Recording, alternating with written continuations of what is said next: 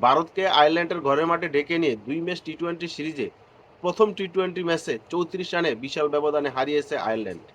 এটা তাদের একটা ঐতিহাসিক জয়। আন্তর্জাতিক ক্রিকেটে যেকোনো সংস্কারে এটা আয়ারল্যান্ডের প্রথম জয়। এর আগে কোনো জয় ছিল না ভারতের বিরুদ্ধে। প্রথমে টসে হেরে ব্যাট করতে নামে আয়ারল্যান্ড। নির্ধারিত ২০ ওভার শেষে ৯ উইকেটে ১৮২ রান সংগ্রহ করে।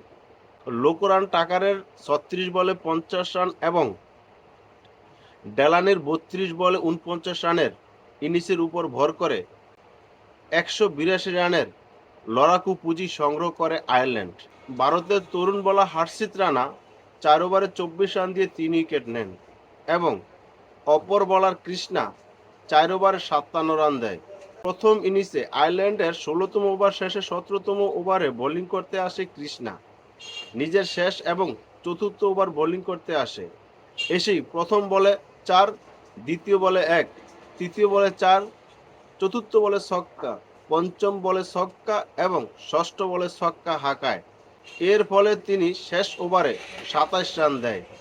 আর এই ২৭ রানই আয়ারল্যান্ডের জন্য টার্নিং পয়েন্ট হয়ে দাঁড়ায়। ১৮৩ রানের টার্গেট নিয়ে ব্যাট করতে নামে ভারত। দ্রুত ২০ বলে ৫০ রানের ইনিংস খেলে অভিষেক শর্মা।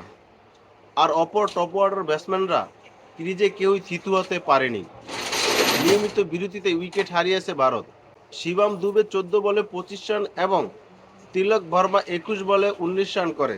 আয়ারল্যান্ডের পক্ষে দুর্দান্ত বোলিং করে ম্যাথিউ হার্লড ৪ ওভারে ২৮ রান দিয়ে ৩ উইকেট নেন। আয়ারল্যান্ডের অপর bowler Matthew Humphreys ৩.৫ over bowling করে ৩৮ রান দিয়ে ৩ উইকেট নেন। কিন্তু ম্যাচ সেরা পুরস্কার জিতেন পোলারড ৪ ওভার ২৮ রান দিয়ে ৩ উইকেট নেওয়া এই বোলার। ভারত যে আয়ারল্যান্ডের কাছে এভাবে আত্মসমর্পণ করবে এটা কিন্তু কেউই কল্পনা করতে পারেনি। ভারত একটা শক্তিশালী দল, তারপরও আয়ারল্যান্ডের মতো একটা দলের কাছে এভাবে নাকানি চুবানি খেলো, এটাই তাদের প্রাপ্য ছিল। কারণ তারা সবসময় ছোট দলকে হিংসা করে, তাদের সাথে খেলতে চায় না, তাদেরকে অবহেলা করে।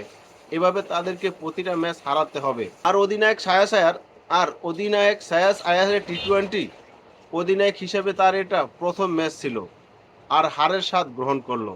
এটা তার প্রাপ্য ছিল। ৩৪ রানে হারিয়ে কিন্তু ইতিমধ্যে ১-০ ব্যবধানে এগিয়ে রইল আয়ারল্যান্ড। ভারত কিন্তু ১৮৩ রানের লক্ষ্য তাড়া করতে নেমে ১৪৮ রানে অল আউট হয়ে যায়।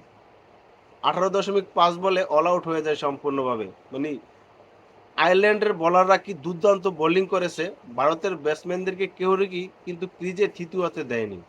আপনি কি এটা মনে করেন দ্বিতীয় টি-২০ ম্যাচে আয়ারল্যান্ড ম্যাচ জিতে ভারতকে হোয়াইট ওয়াশ করতে পারবে?